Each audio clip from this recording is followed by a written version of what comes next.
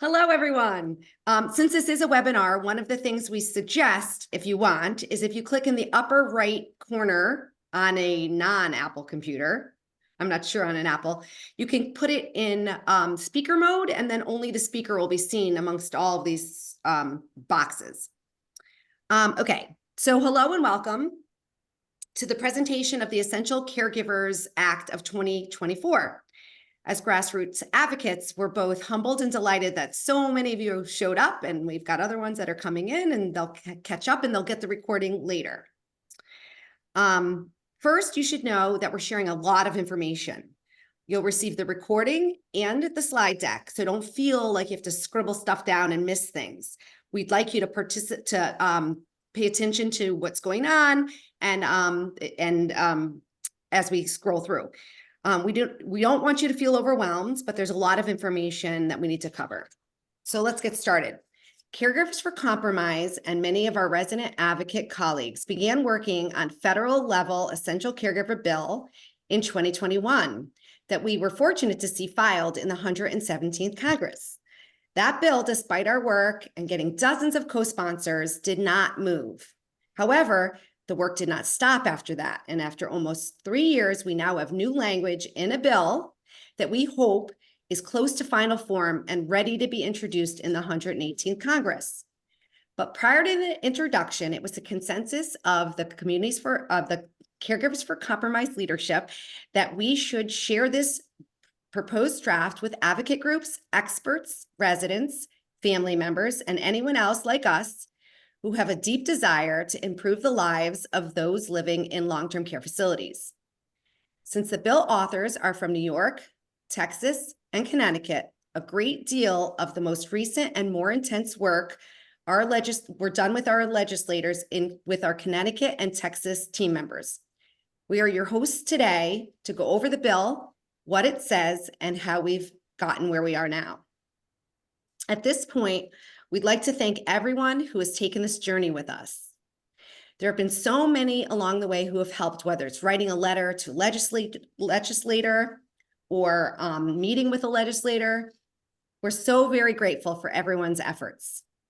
We would be remiss if we didn't acknowledge a core group who spent countless hours on Zoom, really late nights on the East Coast, barely out of work on the West Coast, and worked really hard to get us where we are now. So a special thank you goes to Mary Daniel, whose Caregivers for Compromise platform brought many of us together. Marla Carter in Kentucky, Deborah Buchanan in West Virginia, Miko Cook, who began in California, has roots in New York, and is very happy in Massachusetts. Carla Conley in New York, Charlie Galligan in Rhode Island, Maida Weissman in California, Kathy Carlton in New Jersey, and Melody Stark in California. Thank you all. There are a few others who we thank and have asked them to introduce themselves and say a few words. Carrie Leldal of Illinois, thank you to the Great Panthers for providing the platform for this webinar. Would you like to say a few words? Thank you, everyone, for joining us today. My story to get us here is a little different than most of you guys. I have an adult son who lives in a long-term care facility. So I'm not just fighting for everyone, I'm fighting because he could be there 50 more years, and we need laws to protect him as well as everybody else. And hopefully this one will get us passed and get us where they're protected forever. Thank you. Thanks, Carrie. Mary Nichols, as the Texas team leader, would you like to say a few words? Yes, howdy. Am I unmuted? Yes. Okay. Yeah, I'm Mary Nichols. I formed Texas Caregivers for Compromise. Our group actually introduced the concept of essential caregivers to Texas in 2020. And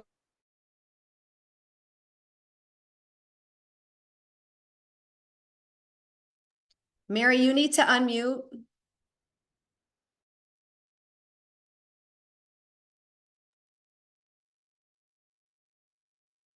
Mary, can you unmute? Please I unmute. tried. It kept muting me. I'm sorry. Okay.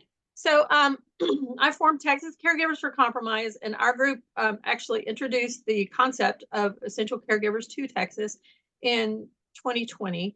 And we were successful in helping get comprehensive guidelines for essential caregivers incorporated into emergency visitation rules. Our 3,300 member group also helped make sure that Texas adopted a statute and put a state constitutional amendment in front of our Texas voters, which passed by 88%. The right to an essential caregiver is enshrined now in our state constitution as the 35th Amendment of our Texas Bill of Rights. And as yet, we're the only state that's done that. I believe our 3.5-year history and experience with comprehensive essential caregiver guidelines has actually provided some important perspective into the development of this bill. Okay, thank you, Mary. Irma Rappaport is part of the Connecticut team. Would you like to say a few words? Thank you, Amy. Good afternoon. I'm Irma Rappaport from Connecticut. After all 5 of our Connecticut representatives co-sponsored the Essential Caregivers Act in the 117th Congress, I've reached out to so many of you over the past 2 years to ask you to join me in Zoom meetings with your U.S. representatives' health staffer so that we could put the bill on their radar. Many co-sponsorships resulted from this effort, and many more House representative offices are currently interested in the bill and are waiting to see the new bill text. We have been asked by the House and Senate authors not to share the proposed bill draft that you've seen with any legislative offices until the bill text is finalized and we're given the green light by them. So thank you for that. And we look forward to this bipartisan bill being bicamerally introduced and passed. I look forward to continuing my work with all of you and the legislative offices. Thank you all for attending and for your support. Thank you, Irma. Liz Stern is part of the Connecticut team. Would you like to say a few words?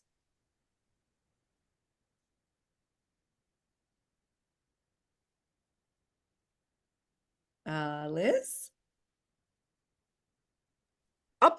My unmute button did not want to work. Hello, everyone. I'm Liz Stern. I'm a daughter, a sister, a wife, a mother, a grandmother, and a friend. And I believe that you're all on this call today because you also have been impacted by the lockout that started 4 years ago. And in some instances, it continues to happen in some facilities to this day. Today, you'll hear many references to legislation, long-term care, skilled nursing facilities, residents' rights, and waivers. I believe we can all agree that when families are separated, a long-term care setting ceases to behave as a home. When this happens, one's home becomes a facility, an institution, an industry. My mom needed total care, and she lived her best possible life when she was attended to daily by her family and friends and a supported staff in her small nursing home. But the last 8 months of her life, her home ceased to be a home. Her home was now part of an industry, an institution, a facility that could never replace what was most important in her life, her family. In March of 2020, families had nowhere to turn. We scrambled, were in shock, and many of us lacked the background to understand what we were up against. In Connecticut, the first seeds of support and even hope were planted by our state long-term care ombudsman via her Monday, Wednesday, and Friday evening Facebook Live sessions. A special thanks to the ombudsman who are on this call today. For all of us, I wish the strength and the patience to remain stalwart in the significant work that remains ahead. Thanks, Amy. Back to you. Okay, and I'm Amy Bedini, and I'm part of the Connecticut team as well. My 79-year-old mother has lived in long-term care for 10 years in Greenwich, Connecticut. Never would have I ever imagined in a million years that I would be working towards nursing home reform. I tell some of my friends, like, what are you working on? And I'm like, I'm trying to make life better for those living in long-term care. While the reasons that brought us together are painful at times, I've appreciated the support and admired the tenacity and persistence of many on this webinar. I look forward to the day our core group and many of you on this webinar join again on the steps of the Capitol to introduce the Essential Caregivers Act. That's the end of my introduction. Okay. Our goal today is to share where the proposed bill draft is and hear feedback from folks to generate support for its passage, because the ultimate goal is to protect our family members and our loved ones and to ensure they're not left alone to the greatest extent possible, that they're protected and what happened during the pandemic never ever happens again. We are all working to put together the strongest bill possible. We anticipated this webinar would have so many in attendance for a discussion format. There's so much material to cover, but we do want to be sure that you have your input.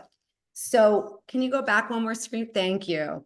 This email here is where you should submit your thoughts, your concerns, your questions, your comments after today, or maybe you brought some questions with you. We'll gather those and we'll bring them back to the legislative offices. And we do have a couple of housekeeping things before we really get into the meat of it. First, I just want to point out that we have a very diverse group in the audience. Some of us are proficient at the legislative process, at legislative jargon, and some of us are legislative neophytes. We'll try our best to find a middle ground, but please, again, use this email to ask any questions that may arise. No question is too dumb, too stupid.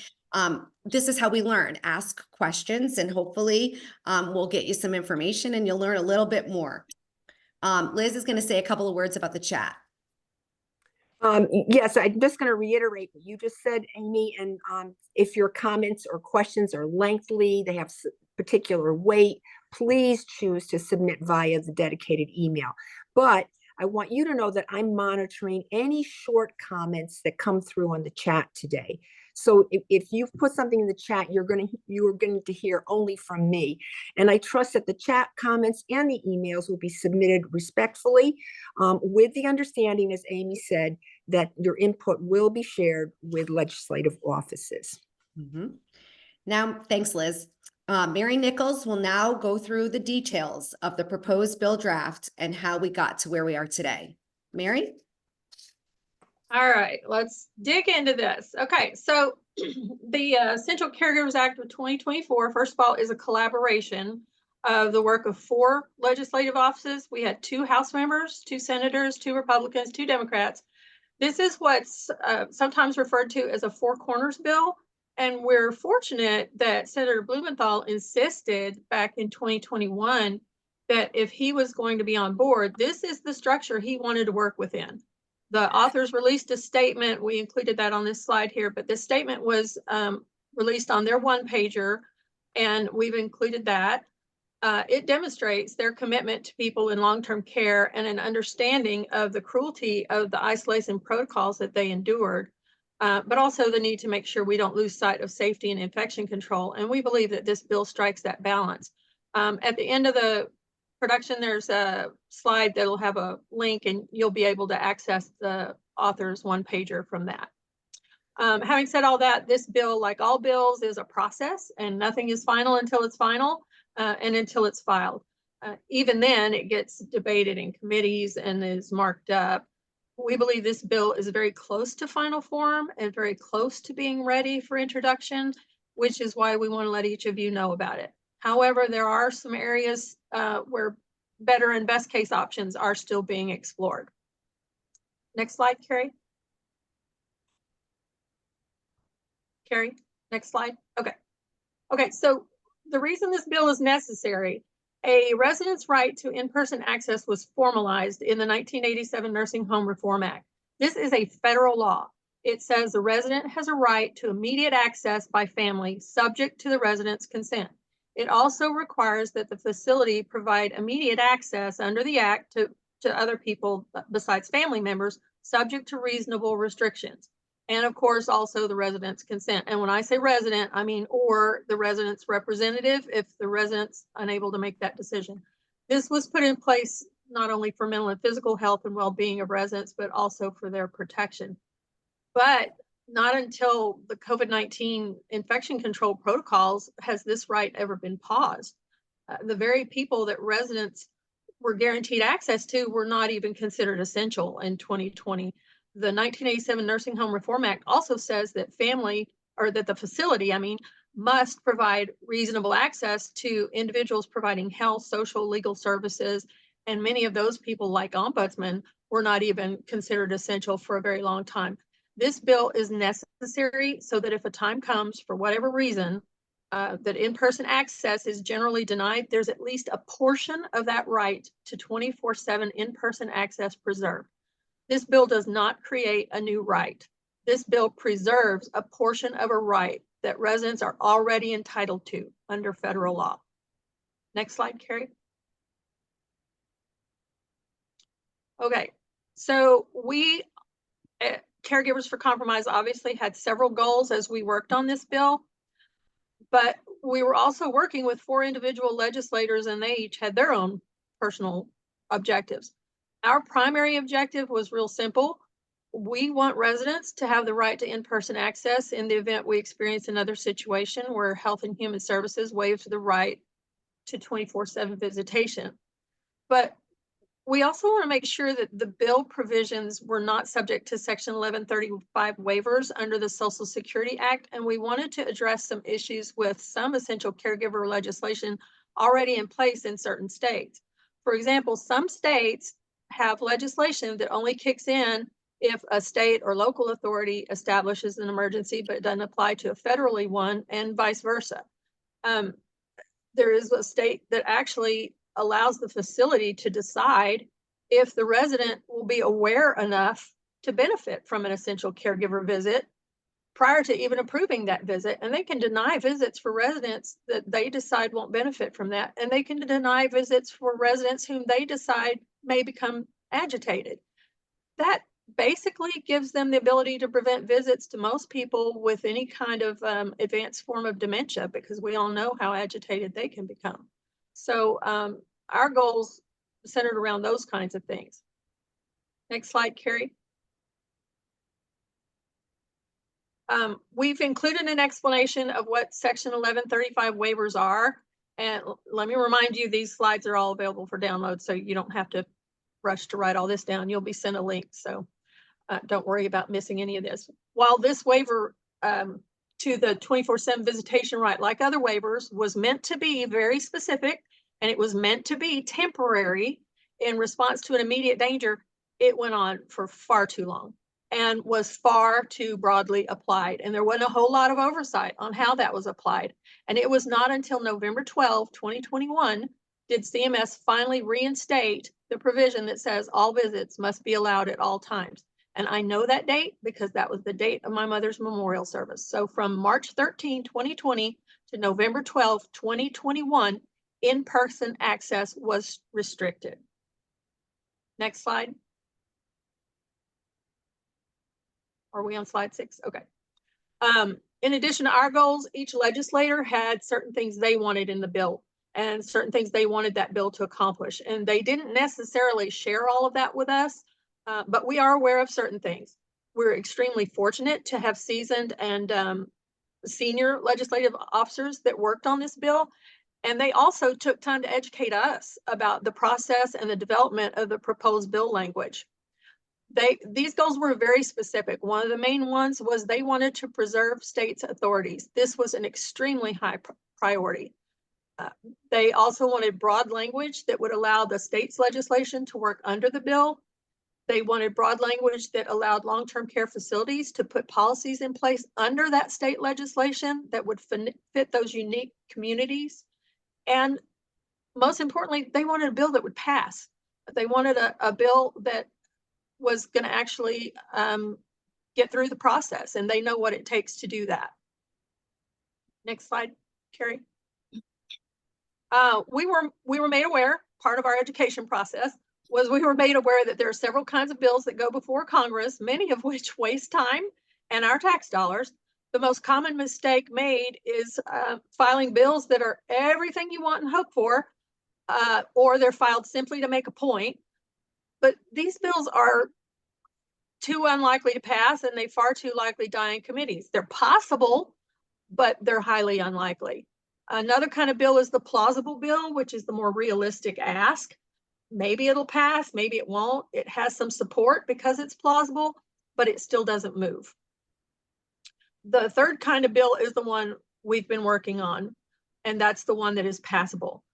What these 4 legislators want and have promised us is they are trying to write one that will pass. This requires a lot of work and time on their part, and sometimes even more than one congressional session. We don't want that to happen, but realistically, it is a possibility. All right, next slide, Carrie. We've been in all 3 of these places as we've been working on the bill we're at now. The bill Congresswoman Tinney filed in the 117th Congress was a good bill, and the idea was met with a lot of support from many legislators who signed on as co-sponsors, but it was a possible bill, not a passable bill. We didn't realize at the time how prescriptive it actually was and how impossible it would be to get that bill past CMS and past HHS, much less past industry stakeholders. Learning from that 2021 bill, work on this bill in 2022 and 2023 continued and was more realistic and more plausible, but legislators would not file a bill that was not passable. That was their priority this time around. So back and forth the bill went, and we only know some of the stakeholders who had input, but we do know that we had 4 very distinct offices, the 2 senators, the 2 House representatives, the 2 Republicans, 2 Democrats, and all their legislative councils. And each draft that came back to us got us a little closer to becoming passable. What we are showing you today is a very good bill and a passable bill. And of course, no, it is not perfect, but y'all, perfect does not pass. Next slide. Okay, who has actually looked at this bill? As constituents and advocates, we have not been privy to all the information we wish we were given. I wish we knew exactly who has seen and commented on the bill as it went back and forth, but we simply don't know everyone who has seen it. However, we do have some good ideas, and they dropped us a lot of hints. We know staff members from both House Representatives' office. We know staff members from both Senators' office. We know all their legislative councils saw it. We do know CMS has seen this bill and given input. We do know HHS has seen this bill and given input. We do know a lot of stakeholders, committee members, and other legislators have seen it, but we don't have any idea what their input was or exactly who those people were. And then we do know that it's been seen by some other people, whoever their staff and councils chose to share it with. Those opinions, edits, suggestions were taken from people other than us. But I want to say this, we were fortunate that National Consumer Voice was among those who saw the bill. They helped develop our findings. They made suggestions and edits to the bill, all of which we accepted. They were all very reasonable, and they were all very good suggestions. We're grateful to them. Lori, Sam, if y'all are both on, thank you. National Consumer Voice for Quality Long-Term Care continues to be supportive of this bill, and they continue to work for the welfare and improvement of the lives of people living in long-term care facilities, and we all owe them a debt of gratitude. Next slide. Oh, you're there. Okay. How the federal legislation works, most of you, some of you, I don't know, may be familiar with it, but a lot of us here are unfamiliar with how all these levels of legislation actually fit together, because some of comments I've gotten are, well, but if the state bill, it conflicts. Not necessarily. We may not all be familiar with how they fit together. Your state, like mine, may already have an essential caregiver statute. As a general rule, states can make their laws more prescriptive and stricter, but not less prescriptive than federal bills, but that's not always the case. Some bills are constructed differently, but that is how it works here, since we're dealing with the Social Security Act. When I led student government tours, I used an overly simplistic example. Hope this doesn't insult anybody, but an overly simplistic example of how this pyramid could work. Suppose Congress passed a law that said we've got a vitamin deficiency, everybody must eat more vegetables. But the state of XYZ decided their population particularly needed green vegetables. So they restricted theirs to more green vegetables. Well, then they could enhance that law. And then locals under whatever community defined it even further and said that those green vegetables must include a certain vegetable like green beans or peas. It's just levels of government working within each other. Well, that's kind of how this is designed to work. There's a broad bill, states can be more restrictive, and then facilities can put policies in place under that. They don't have to, it can stay the same, but they do have that ability to do that. Again, that was the goal of the legislators broadly, to allow states to work underneath this bill and facility policies to work under those states. Next slide, Carrie. Okay, the facilities the bill would apply to are those that receive Medicare and Medicaid funding. Those are the facilities that are subject to federal regulation and oversight under the Social Security Act. And this list is the facility that those apply to. You'll notice that it specifies both Medicaid nursing facilities and Medicare skilled nursing facilities. This is because under the Social Security Act, they are defined two different ways based on funding and level of care. And we've gone ahead and in the next couple of slides provided you the definitions of both of those just so you can see how those are worded. We know the slides are wordy, but we did go ahead and provide those for you in case you want to download those later. All right, next slide. And the next. We should be on 14. All right, so basics for essential caregivers. Essential caregivers are not supplemental staff or required to do any tasks as a condition of access, although sometimes the presence of an essential caregiver could actually be beneficial to the staff. I know that it did help the staff when I fed my mother, but I was not required to feed my mother. When the proposed bill speaks of infection control standards, it speaks specifically that the requirements will be no more restrictive than the safety protocols applicable to staff members. That does not mean they must be the same. It means that a state has the ability to require less strict standards for essential caregivers, and or a facility can put less restrictive policies in place. So for example, there may be occasions when the standards are identical, like all employees and all essential caregivers must wash hands. And then there are other occasions when the requirements would be different, like employees enter certain doors and essential caregivers enter through other doors. And there have to be some ability for them to change things like this, since essential caregivers are not there for 12-hour shifts every single day. And we do need to allow facilities to put policies in place that are unique to their level of staffing and the configuration of their building and how the administration of their organization works. Each resident or resident representative may designate at least one essential caregiver. Not all residents have the mental capacity to make that determination on their own, but they're entitled to an essential caregiver. The facility does not get to force on the resident the person of their choice. They don't get to say, I don't like your choice, choose somebody else. And if the resident can't choose that essential caregiver, the resident representative will do that. The essential caregiver designation may be amended at any time for various reasons. There are all kinds of reasons why they need to be changed. And a resident or representative may want to change that essential caregiver. Maybe one moves away, or they've got multiple siblings and they need to take turns. Who knows? There's lots of reasons why you can't just require, or you shouldn't just require one and never allow that to change. Essential caregivers must follow safety and infection control policies put in place by the facility. It has never been our position at Caregivers for Compromise with any of our organizations to just throw the doors open without any consideration of infection control. Having said that, it is also true that nobody has a more vested interest in keeping loved ones safe than us. In Texas, we put comprehensive essential caregiver guidelines into our emergency visitation rules in September of 2020.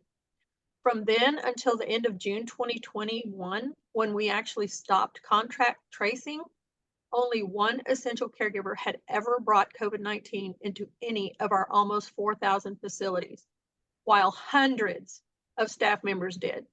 And y'all, this is not a condemnation on the staff who are in the building all day, every day, but rather this is evidence that essential caregivers want to protect the health and safety of our loved ones in long-term care facilities. Nobody has a more invested interest in that than us. And I don't know if I mentioned this, but in Texas, Our assisted living facilities must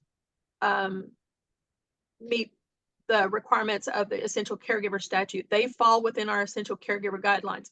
This bill does not apply to private pay assisted living facilities, but in Texas, it does. It applies to all our nursing facilities, our intermediate care facilities, and our private pay assisted living facilities. So our almost 4,000 facilities in that 8-month period, one essential caregiver brought in disease. An essential caregiver who fails to comply with policies can be denied visitation, but only after a warning and an opportunity to correct the non-compliant issue or behavior. The reality is there will always be people who refuse to follow policy. I personally have never seen any because essential caregivers have always been so grateful to actually get in because they were denied access for so long. But facilities must have the ability to prevent an essential caregiver from doing unauthorized things that endanger everyone. Wandering into a hot zone looking for extra diapers, or entering the kitchen without authorization, doing those things that endanger not just the resident, but also the staff member and the other essential caregivers in the building. So it is really important that they be able to require essential caregivers to comply with policies that fit the needs of their own communities. Any access denial can be appealed, and it is incumbent on that facility to prove the legal justification for such denial. They don't get to deny access because they don't like you, or there's some kind of personality dispute, or it's inconvenient because, you know, their janitorial schedule. There has to be a qualified legal justification for denying an essential caregiver access. Essential caregivers are allowed in at all times, and that burden of proof is on the facility. Why? Because like I said, under federal law, they have a 24/7 right to in-person access, and we are not creating something new here. We are preserving a piece of that federal 24/7 right to access. Essential caregivers provide whatever degree and type of assistance the resident and or essential caregiver determine is needed. That can be emotional, physical, companionship, daily living. They're not staff members. So if they want to go in and just watch a loved one sleep, and that loved one is wholly unaware they're even there.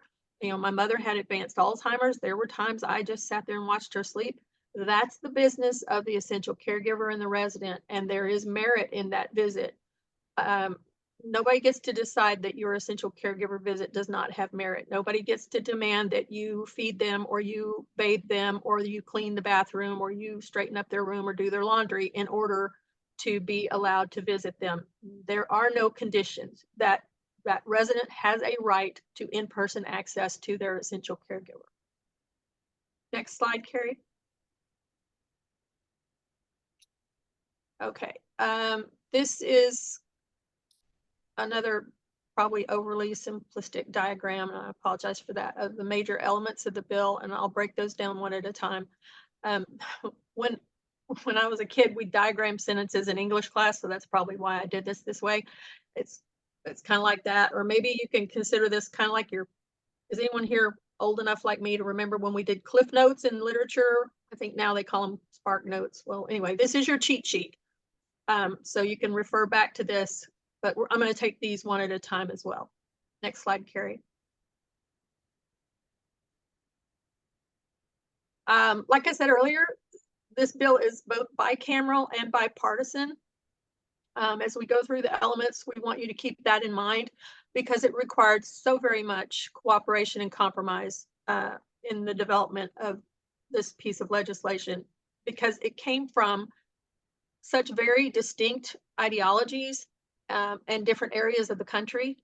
And they did this because these types of bills have the very best chance of surviving committees, of being accepted by stakeholders, and of moving forward. And that's what our residents of long-term care need, a passable bill that protects them from isolation protocols. Yeah, I already covered all that. Okay, next slide. All right. So like I said earlier, it specifically requires that each resident gets one essential caregiver. And as this is the whole purpose of the bill, we want to just mention again, this is broadly worded language designed to allow states to require more restrictive provisions if they want. So they can choose to leave this as it is, or a state can require 2 essential caregivers. Or they can say the requirement is 1, but in the case of a medical emergency or an end of life situation or something like that, you're required to let in whole families. I mean, it is up to the states whether they want to leave it like it is and remain silent, or they want to put in additional qualifications for additional essential caregivers to come in at certain times. Next slide. We should be on number 18. Okay. Another thing Caregivers for Compromise really wanted was to make sure that this bill applies to federal, state, and local emergencies. Since there are so many variations of bills out there in various states that apply only to federal or state. Y'all, when we adopted these bills, we only knew what we knew. We didn't know that if we said in a federal emergency, you have to let us in, there would be communities that would have a state emergency and they'd be like, oh, sorry, your bill doesn't apply. It's a state emergency. But we need to have consistency because this is a federal right being denied. So what we have seen in the various discontinuations, removing, abridging, and denying of a federal right in that 24/7 in-person access, we want consolidated so that it's the same for everybody, regardless what state you're in. And this bill makes sure that it takes effect regardless whether your county puts a restriction on it, whether your state puts a restriction on it, or whether the federal government puts a restriction on it. This section does not enable any new authority for a community to lock facilities down. It does the opposite. It says if there is any kind of local, state, or federal lockdown, this bill still applies and essential caregivers have to still be let in. Next slide, Carrie. Okay, nope. We should be on 19. Okay. One of the other things we really wanted to see was an application to all types of declared emergencies, not just health emergencies. That means if it's national security,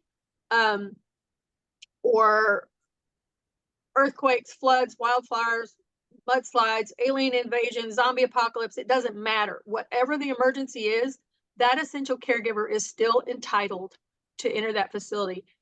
Essential caregivers are a new concept, and when many states put legislation in place, it did not occur to us that we might be isolated for other reasons than a pandemic. We were in pandemic mode, but lockdowns have been normalized.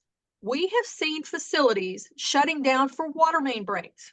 No visitors, we have a water main break. We have a new roof installation, no visitors for 3 days. We have mold under the sink, sorry, no visitors. Outbreaks of scabies, broken air conditioners, and y'all, in my own state, where we already have essential caregiver guidelines, we have a constitutional amendment, you cannot lock us out, but this autonomous attitude is still prevalent.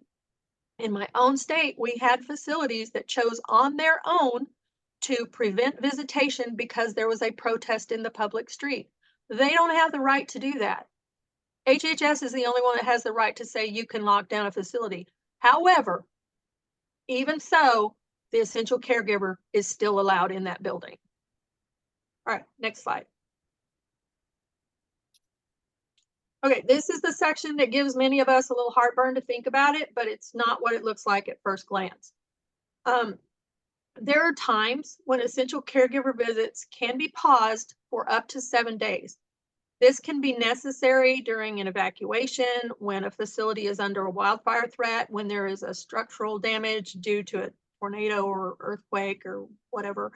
But this is one of those areas we mentioned is still being looked at to make sure both resident safety and protection from isolation protocols strikes a balance. Under this section, a facility could restrict access for one initial period up to 7 days, and then one additional period for up to 7 days, contingent upon approval from the state's health authority. This is not a 7-day open and 7-day closed opportunity for facilities to take advantage of, but as mentioned earlier, it could be one of those areas that is a work in progress because this particular area has already undergone a major metamorphosis. This actually came about because a discussion draft returned to us last fall provided for 30 days of pausing essential caregivers. No structure, no conditions, no constraints at all. And it defeated the entire purpose of having a bill. And as we've witnessed how rapidly people decline in isolation, we just did not see the point of even having a bill with a provision like that in there. So we went through some very precarious days when we were uncertain if we would have a bill, because we rejected so very much of that draft, including that 30-day clause. Now, for context, we have this clause in our state bill in Texas. And in our almost 4,000 facilities, we have 1,200 nursing homes, 2,000-ish assisted living facilities, 780 something intermediate care facilities for people with intellectual disabilities. Those almost 4,000 facilities, since our bill was passed in 2021, only 4 facilities out of those 4,000 have ever been given permission to use this clause. And in our state, remember, assisted living facilities fall under these guidelines. So that's 4 times in 3 years in almost 4 facilities is a very difficult clause for a facility to abuse. We do want to make sure that we're looking at this very carefully. So like I said, this is one of those areas that could be a work in progress. Okay, next slide.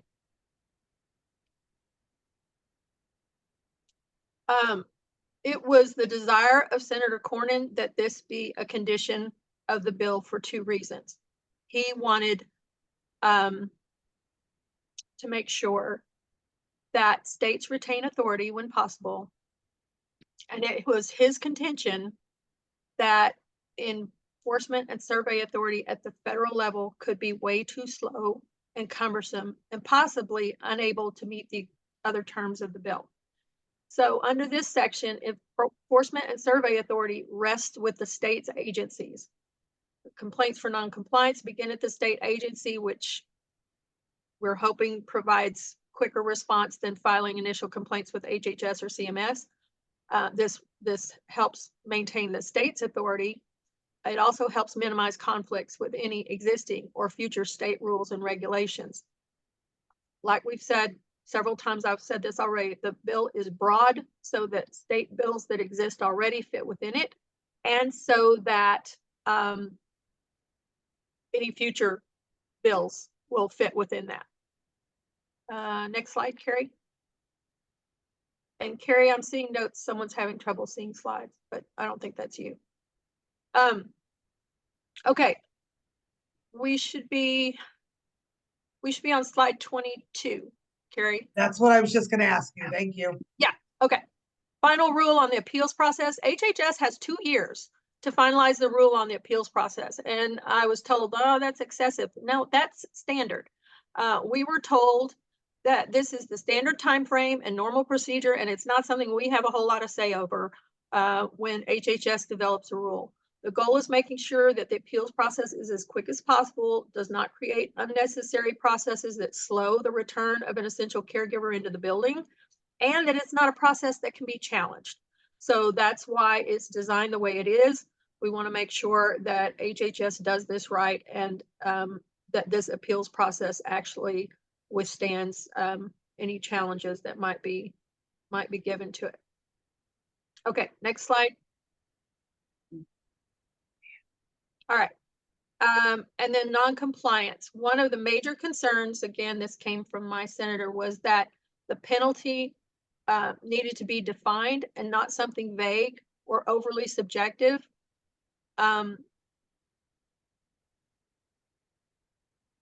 He was concerned that it could be mild during one administration, extreme during another administration. I mean, these legislators are very cognizant of, you know, some of the political discord that goes on.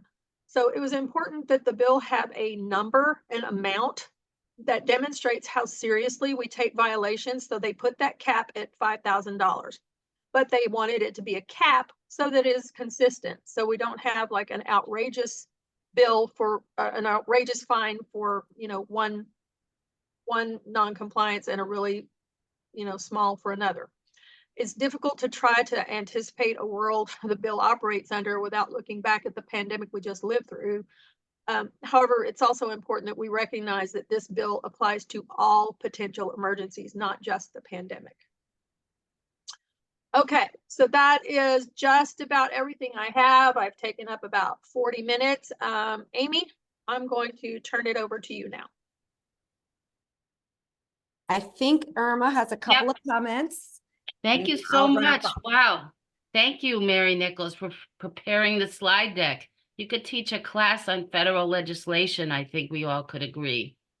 After the webinar has finished recording, we will send you all an email with the recording, the one pager of the bill that we've been given, and the slides. And you can email your questions or comments to this email address that's right here on this slide, eca24@caregiversforcompromise.com. The Essential Caregivers Act is for everyone. Oh, now and in the future. I don't see my face on the screen. I'm sorry. It's okay. You're fine. Okay. So it's for everyone who lives in a long-term care facility and has many rights under the 1987 Nursing Home Reform Act that need to be protected. As Mary Daniel, the founder of Caregivers for Compromise, said in her remarks at the U.S. Capitol during the introduction of the Essential Caregivers Act in the 117th Congress, she said, "This is the United States of America. When we know better, we need to do better." This is a federal bill that people in all 50 states will benefit from. This is a federal bill that will ensure residents in long-term care will not be isolated and alone during any future visitation restrictions. This is a federal bill that will honor our loved ones who declined and died during the COVID pandemic from failure to thrive because isolation kills too. This is a federal bill that we need as much support for as possible in order for it to pass. I will turn it over to Amy Bedini now for closing remarks. Thank you so much. All right. So I'm taking a deep breath here. I agree. Mary could teach a master class. We've given you a lot to absorb and to process, but we would definitely wanted to make this opportunity to share this with you before it's introduced. Again, use this email address and this slide. What's important about this slide is when you receive the recording and the slides by email, you'll then be able to click on the bill, the one pager, and be able to download it that way. I just want to reiterate, I think Irma said this in the beginning, this is not the time to run to your legislator and ask for support.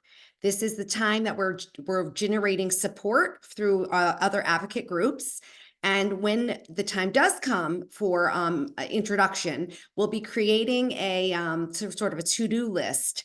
We're also very privileged to be able to work with Consumer Voice on that, maybe a template on writing letters to legislators and those kinds of things. But right now, it's still a process. Legislation is a process, and some things still might have some adjustments than what we've presented here to you. When it is time and we have that to-do list, we'll be getting back to you, and we'll ask for your help in those kinds of activities. Until then, we look forward to the time when we can reunite on the steps of the Capitol and see the Essential Caregivers Act become a law. Thanks for joining us today. Bye.